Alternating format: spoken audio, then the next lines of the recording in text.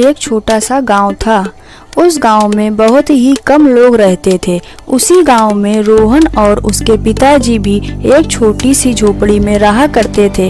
रोहन के पिताजी बहुत गरीब थे और उनके पास कोई नौकरी भी नहीं थी। खेती करने के लिए जमीन भी नहीं थी। रोहन और उसके पिताजी गांव वालों से भिक्षा मांगकर अपना जीवन यापन किया करते थे। वे रोज भिक्षा मांगते, उससे जो कुछ भी प्राप्त होता वे उतने में मांगने निकले। पापा, हम रोज भिक्षा मांगते हैं। अब तो गांव के लोग भी भिक्षा देने से मना करने लगे हैं। अब हम क्या करें? तो क्या करें बेटा, अपने पास कोई और काम तो है नहीं जिससे हम कुछ कमाई कर सकें, जिससे हमारा गुजारा हो सके। भिक्षा मांगना तो अपनी मजबूरी है बेटा। पापा, ये देखो, एक औरत बाहर ही खड़ी है। चलो उससे चलकर कुछ मांगते हैं, शायद हमें कुछ खाने को मिल जाए। वैसे भी आज सुबह से कुछ भी नहीं मिला है, मुझे भूख भी बहुत लग रही है। पापा,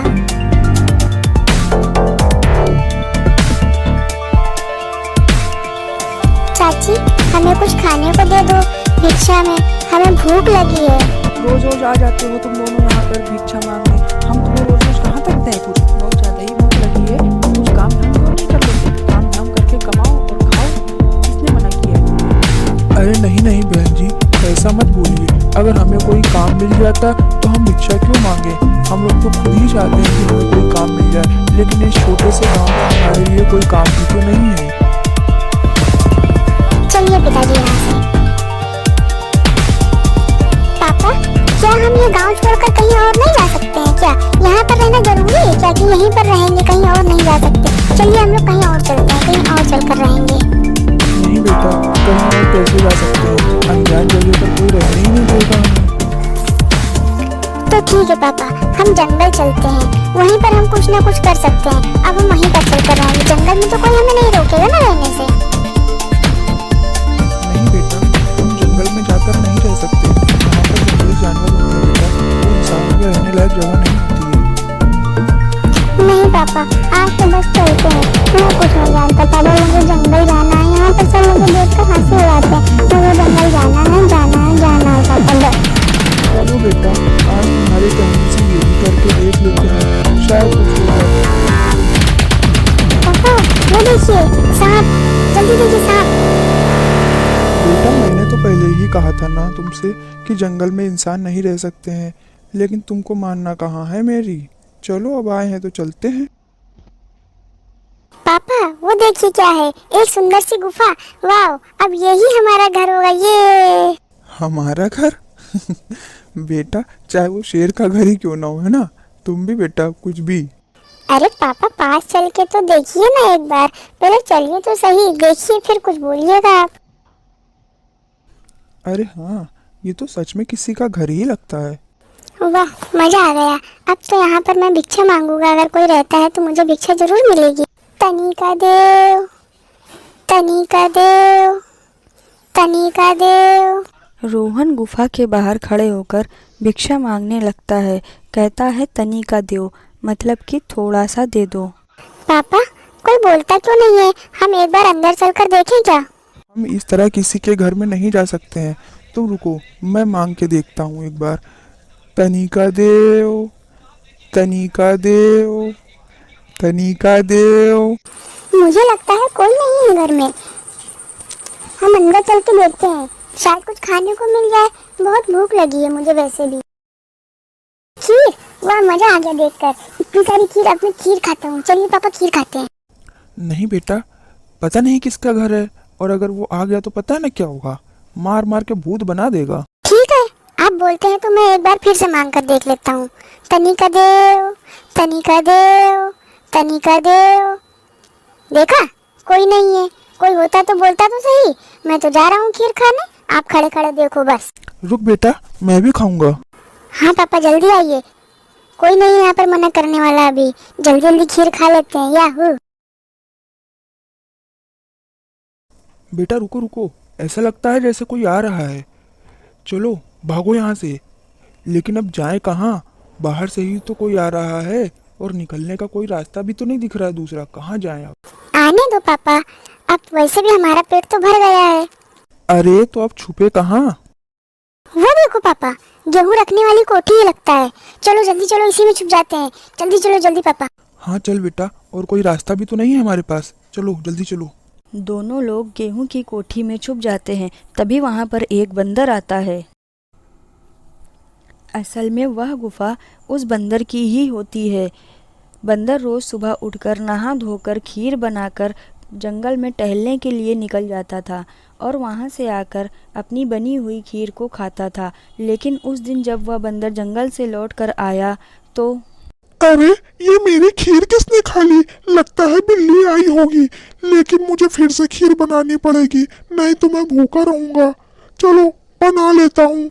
बंदर बेचारा फिर से खीर बनाकर खाता है और वो दोनों उस कोठी के अंदर से सब देख रहे होते हैं। इसी तरह दिन निकल जाता है और वो दोनों बाहर नहीं निकल पाते हैं। दूसरे दिन बंदर सुबह सुबह उठकर नहा धोकर खीर बनाकर रख देता है और टहलने निकल जाता है, यह सोचकर कि लौटकर जब आऊँगा तो खीर खाऊंगा।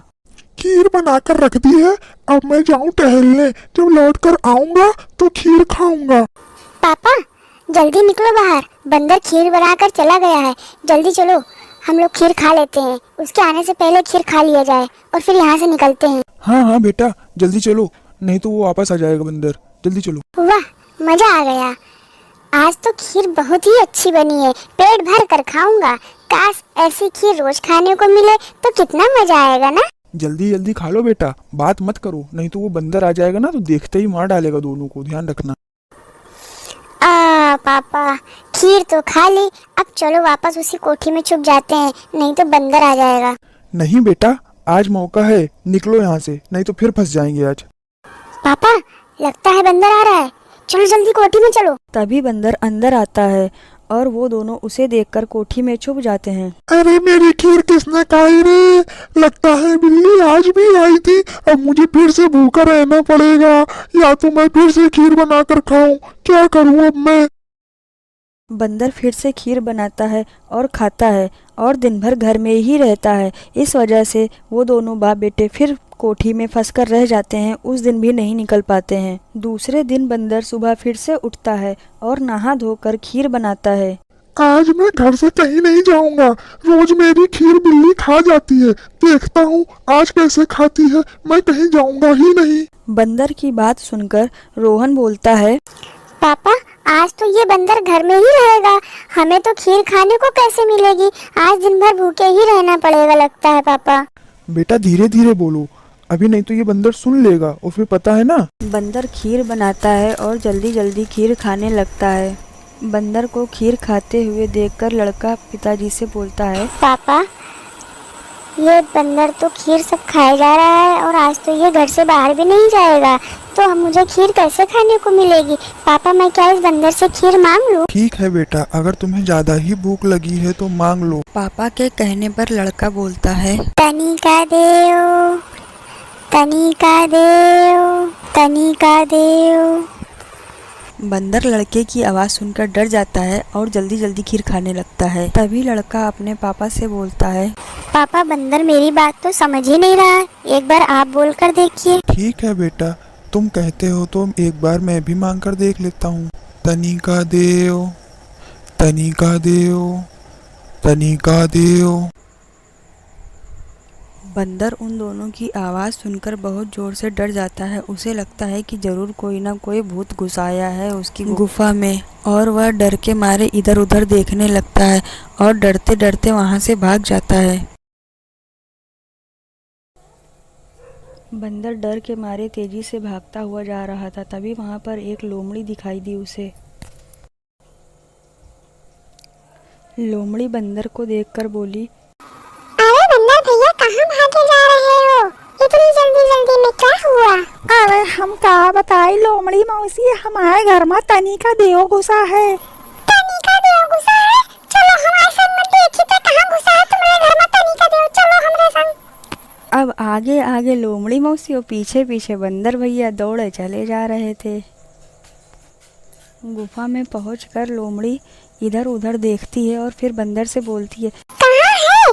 मुझे तो कहीं कोई नहीं दिखाई दे रहा है। मुझे लगता है कि आवाज उस कोठरी से आ रही है। अच्छा, उस गेहूं की कोठी से बंदर और लोमड़ी की बातों को सुनकर दोनों बाप बेटे बहुत ज़्यादा डर जाते हैं। तभी लड़का बोलता है, अब क्या करें पापा, अब तो ये दोनों हम दोनों को ढूंढ ही लेंगे। अब क्या कर सकते हैं हम? रुको बेटा, मेरे पास एक तरकीब है। एक काम करो, इस कोठी का ढक्कन इतनी जोर से हम दोनों अंदर से पकड़ लेते हैं कि ये दोनों खोल ही नहीं पाएंगे। तभी लोमड़ी बंदर से बोलती है, मैंने तो ढक्कन खोल के देख लिया, लेकिन उसमें तो कुछ दिख ही नहीं रहा है, ढक्कन ही नहीं खुल रहा है। रुको, एक काम करती हूँ, ढक्कन में एक छेद है, मैं उसमें अपनी पूंछ डाल के देखती हूँ। जैसे ही लोमड़ी कोठी के ऊपर चढ़कर अपनी पूंछ डालकर उसके अंदर देखने लगती है, वैसे ही लड़का बोलता है, पापा इसकी पूंछ पकड़ लो, छोड़ना नहीं इसे, जाने नहीं देंगे। देखते हैं कितनी देर तक उचकती है, देखते हैं। हाँ बेटा, जोर से पकड़ो, छोड़ना नहीं। वो दोनों बाप बेटे लोमड़ी की पूंछ को जोर से पकड़ लेते हैं और छोड़ते नहीं है और जोर जोर से खींचते हैं। लोमड़ी को जितना ज़्यादा दर्द होता है वो उतना ज़्यादा तेज उछलने लगती कोठी के ऊपर। बंदर ये सब देख कर बहुत हैरान होता, उसे लगता है कि लोमड़ी के ऊपर कोई भवानी आ गई, कोई माता जी आ गई है। बंदर बोलता है, अरे भवानी, थोड़ा धीरे आओ माता, धीरे आओ। माता की शक्ति अपरंपार है माता, धीरे आओ भवानी। अरे माता धीरे आओ भवानी, धीरे आओ, दया करो माता, दया करो माता। क्या हुआ माता, कुछ बोलो तो सही भवानी, कुछ बोलो तो सही, क्या हुआ माता? तभी लोमड़ी कोठी के ऊपर से कूद कर नीचे भागती है और बोलती है, भागो यहाँ से भागो। अरे बंदर भैया भागो यहाँ से, जल्दी भागो। अरे बंदर भैया, तुम्हारे घर में तनी का देव और पोष उखाड़ दोनों घुसे हैं। लोमड़ी और बंदर दोनों जंगल की तरफ तेजी से दौड़ने लगते हैं। तभी चलते चलते रास्ते में उन्हें भालुओं का एक झुंड मिलता है। भालू लोमड़ी और बंदर को परेशान देखकर पूछता है, अरे बंदर भैया, लोमड़ी मौसी, तुम दोनों कहाँ भागे जा रहे हो इतनी तेजी से? तभी बंदर बोलता है, अरे भालू भैया, हमारे घर में तनी का देव घुसे हैं। अरे भालू भैया का बताई, बंदर भैया के घर में पूंछ उखाड़ और तनी का देव दोनों घुसे हैं। चलो चल के देखते हैं कहाँ घुसा है तनी का देव और पूंछ उखाड़ तुम्हारे घर में। सारे भालुओं में एक भालू काना था।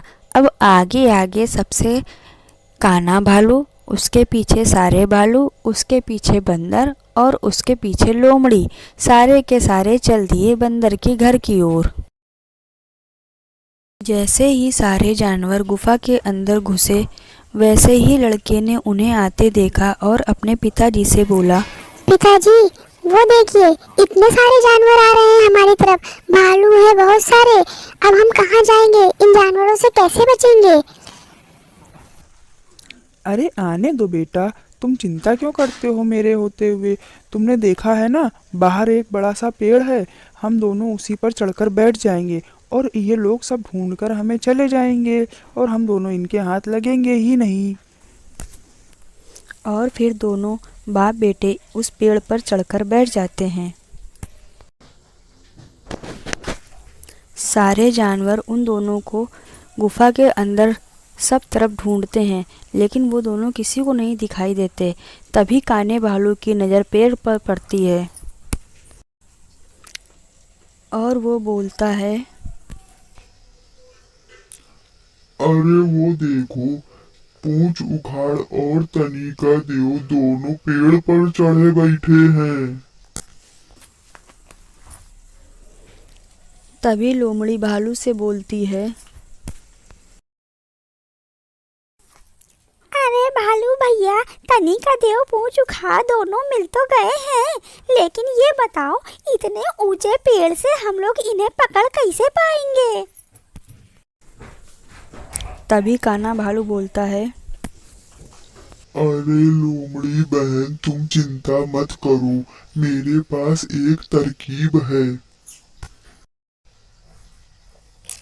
सारे के सारे भालू एक के ऊपर एक करके चढ़ेंगे, मैं सबसे नीचे रहूंगा क्योंकि मैं सबसे बड़ा हूँ और जैसे ही हम उन तक पहुँचेंगे उन्हें पैर पकड़ के घसीट लेंगे।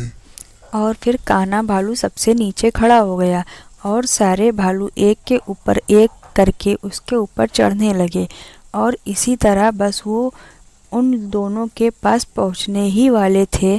तभी पापा अब क्या करें, ये सब तो हमारी तरफ आ रहे हैं, अब तो हम नहीं बच पाएंगे। देखना ये लोग हम दोनों को पकड़ लेंगे और आज ही मार डालेंगे। देखना पापा अब कैसे बचे हम लोग। तुम चिंता मत करो बेटा, ये कान्हा भालू है ना, यही सबसे ज्यादा चालाक समझ रहा है अपने आप को। सबसे पहले इसी को सबक सिखाया जाए। और फिर वो गुस्से में बोलता है, ला तो बेटा डंडा, मारी काने का हुई जाए बंडा। पापा बिल्कुल सही बात कही है आपने। कान्हा भालू ये सब सुनकर बहुत ही परेशान हो जाता है। उसे लगता है इतने सारे भालुओं को छोड़कर जो सबसे ऊपर है उन्हें भी छोड़कर ये मुझे ही क्यों बोल रहा है। कहीं ऐसा नहीं हो जब ये नीचे आए तो सबसे पहले मुझे ही मारे। ऐसा सोचकर वो सबसे नीचे से निकल कर भाग जाता है और जब वो नीचे से निकल के भागता है तो सारे भालू गिर जाते हैं एक के ऊपर एक। और फिर क्या, जो जिधर पाता है उधर ही डर के मारे भाग जाता है। और उसके बाद कहानी का द एंड हो जाता है और सारे जानवर वहाँ से भाग जाते हैं और बंदर भी अपना घर छोड़ के चला जाता है। उसके बाद वो दोनों बाप बेटे उसी गुफा में बहुत ही सुकून के साथ रहने लगते हैं हमेशा के लिए।